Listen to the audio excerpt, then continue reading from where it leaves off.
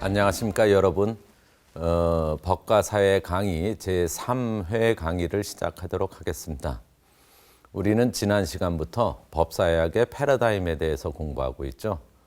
그리고 지난 시간에는 법사회학의 패러다임 중에서 크게 나눠서 이제 통합론하고 갈등론이다라고 할 때 그 통합론의 가장 대표적인 문화이론에 대해서 살펴봤습니다. 거기에서 여러 가지 문화이론에 적합한 사례와 또 반증이 될 만한 사례 그리고 문화이론에 대해서 여러 가지 평가했죠.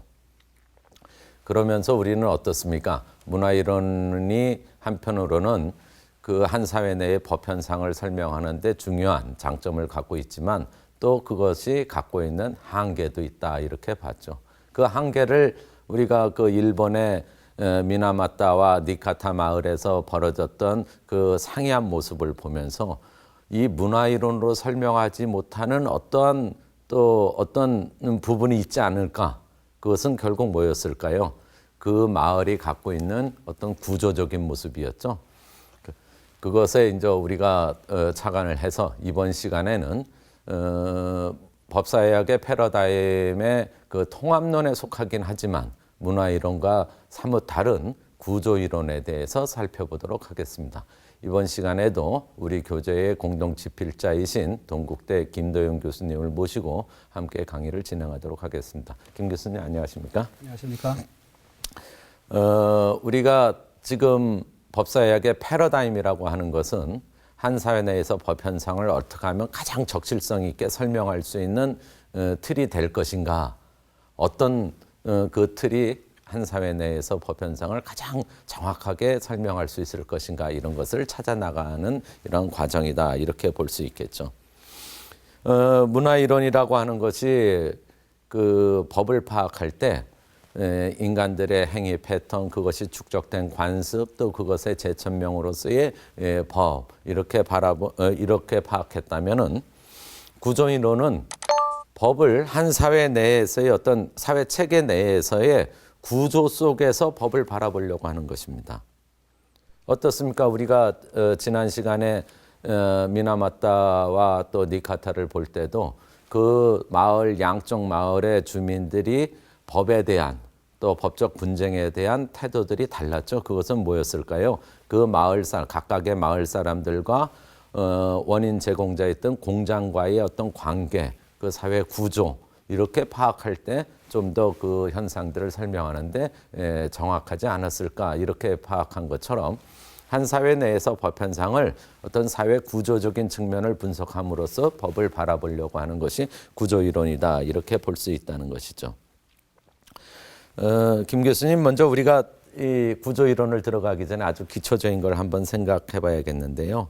우리가 지난 시간에 약간 좀 다루긴 했지만은 구조이론이라고 하는 것이 어떤 갖고 있는 어떤 장점이나 의미, 그런 것들은 어떤 것이 있을까 간단히 소개를 해 주시죠. 예, 구조이론이라고 하는 것은, 우리가 여기서 말하는 구조이론은 이제 이른바 구조기능주의라고 불리는 사회학의 한 중요한 흐름인데요. 여기서 말하는 구조, 이 구조라는 것의 말의 의미부터 잠깐만 말씀을 드리겠습니다. 구조라고 하는 것은 쉽게 얘기해서 어떤 사물들의 짜임새, 얽혀있는 모양새라고 말을 할 수가 있습니다. 건축물을 대표적으로 예를 들 수가 있죠. 건축물은 밑바닥에 토대가 있고 기둥이 있고 그리고 들보가 있고 그 위에 지붕이 얹혀 있고, 이런 식으로 하나의 구조를 이루고 있습니다. 콘크리트들이 아무렇게나 모여 있다고 해서 건축물이 되는 것은 아니죠. 각각의 구성 부분들이 자기 위치에 제 역할을 하면서 위치하고 있을 때 그것이 하나의 건축물로서 이름을 붙일 수가 있게 되는 것입니다. 바로 그 구성 부분들이 얽혀 있는 모양새, 이것이 바로 구조인데요. 사람의 생명체도 마찬가지입니다. 이제 사람의 유기체 안에는 그 뇌와 같은 신경계가 있고 또 순환계가 있고 호흡계가 있고 소화계가 있고 뭐 기타 여러 다른 부분 시스템들이 있는데요. 이것들이 어떤 적절한 자기 역할, 자기 기능이라는 말이 굉장히 중요한데, 기능을 하면서 전체 유기체, 생명체의 생명의 존속과 유지에 역할을 하는, 이런 것이 바로 구조기능주의에서 바라보는 체계의 모습이고, 이것을 그대로 사회에 적용할 때 전체 사회 안에 정치라는 부분 체계가 있을 수 있고 경제가 있고 또 법이 있고 문화가 있고 이렇게 여러 부분 체계들이 각자 자기 고유의 작동 원리를 가지고서 사회 전체의 그 존속과 유지에 제 기능을 수행하는 이런 모습으로 구조기능주의는 사회를 바라보고 있습니다. 네. 여러분들 우리가 지난 시간에 법사역의 패러다임을 공부하기 시작하면서 제가 여러분들에게 던졌던 질문이 있죠. 여러분들은 이 법사역의 패러다임을 공부하시면서 늘 염두에 두실 게 과연 한 사회 내에서 법이 무엇이냐라고 하는 질문을 계속 염두에 두시라 이렇게 했습니다.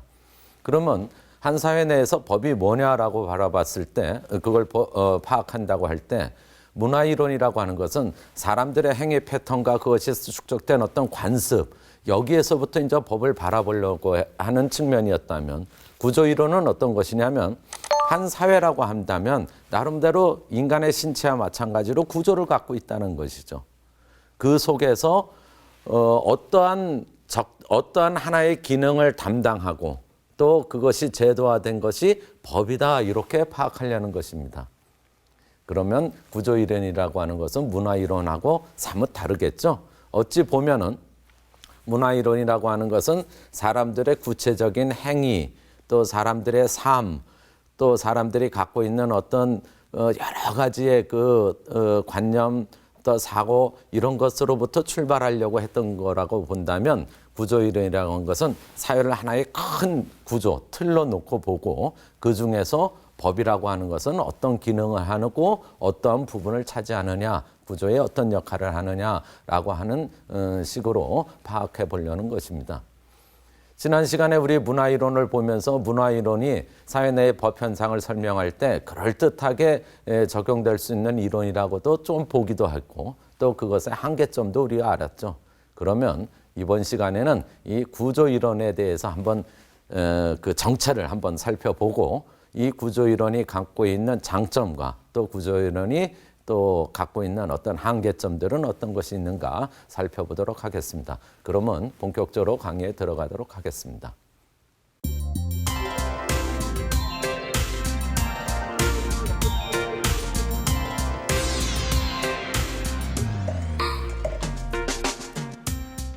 네, 제일 먼저 우리 구조이론을 파악하기 위해서 제일 먼저 우리가 예를 들 것이 유명한 그 사회학자죠. 듀르켐의 사회 분업론에 대해서 살펴보려고 합니다.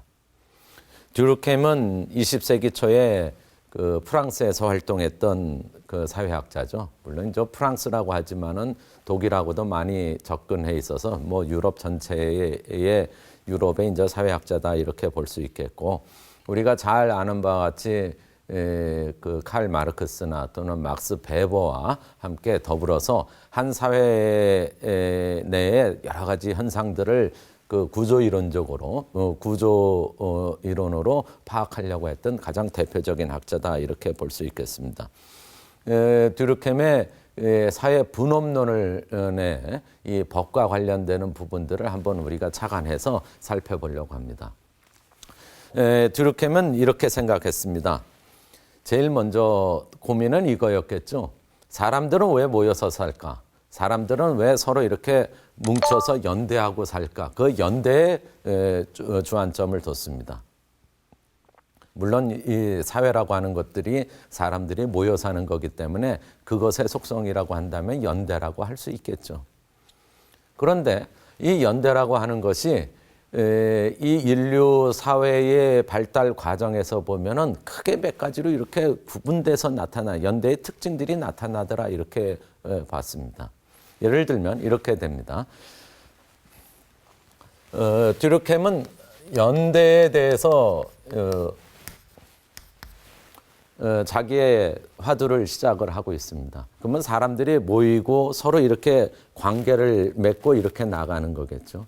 그런데 인류의 발달사로 볼 때 원시사회에 있어서 원시사회에서의 연대의 모습이 있을 수 있고 또 발달된 현대사회에서 연대의 모습이 있겠죠. 근데 원시사회에서 연대의 모습은 어떤 것일까요? 여러분들이 일단 생각할 수 있는 것은 원시 공동체 사회일 수도 있고 아주 우리나라의 전통적인 어떤 그 사회라고 생각하시면 될 겁니다. 이때 원시 사회에서 연대의 모습들은 어떻을까요? 가족끼리, 또 가족과 가족 친척끼리, 또 그 부족끼리, 그 부족 안에서의 아주 긴밀한 관계를 갖고 있죠. 또 그들 사이에서 맺고 있는 이 연대의 모습들은 현대사회와 다르게 그 각각의 구성원들이 거의 상대방에 대해서 많이 알고 있고 또 많이 개입도 하고 이렇게 돼 있습니다. 이러한 연대의 모습을 듀르켐은 원시사회에서 연대의 모습을 기계적 연대다. 기계적 연대라고 이렇게 표현을 하고 있습니다. 이 기계적 연대의 상태에 있어서는 어떻습니까? 사람들이 각각의 구성원들이 어떻습니까? 감정에 대해서든 자기의 행위에 대해서든 또 행위가 잘못 일탈의 모습에 대해서도 긴밀하게 서로도 관계를 맺기도 하고 또 한편으로는 조언도 하고 도움도 주기도 하고 그렇지만 또 어떻게 통제도 그렇게 가능하게 되겠죠. 이러한 기계적 연대의 상태에 있어서 듀르켐이 보기에는 그 어떤 사회 구성원들의 일탈의 모습, 또 어떤 그 사회가 유지되고 또 진전돼 나갈 때에 필요한 질서에 반하는 행동에 대해서 규율하는 법의 모습은 기계적 연대 상태에서의 법의 모습은 가장 대표적인 것은 복수라고 하는 것을 중심으로 하는 법이 전개된다 이렇게 표현을 했던 것입니다. 즉 다시 말해서 우리가 법을 바라볼 때 문화이론에서는 사람들의 어떤 행위 패턴과 관습 문화라고 파악했는데 듀르켐이 사회 내에서의 법 현상을 바라볼 때는 하나의 틀로 놓고 보죠. 그리고 그 사회 내에서의 어떤 그 구조를 이룰 수 있는 하나의 핵심 용어인 연대를 놓고 그러한 연대 상태에서 원시사회 상태에서는 기계적 연대의 모습의 특징을 갖고 그러한 기계적 연대 하에서는 대개 이제 복수와 관련된 또는 억압적인 이러한 법의 모습을 보인다 이렇게 얘기를 했습니다. 그런데 다시 한번 생각을 해봅시다. 이 원시사회 상태에서 사람들이 늘어납니다. 경제력도 늘어나고 관계들도 많이 복잡해집니다. 이렇게 되면은 원시사회 상태의 연대의 모습들이 많은 부분들로 해체되거나 또는 변환되겠죠. 즉 원시사회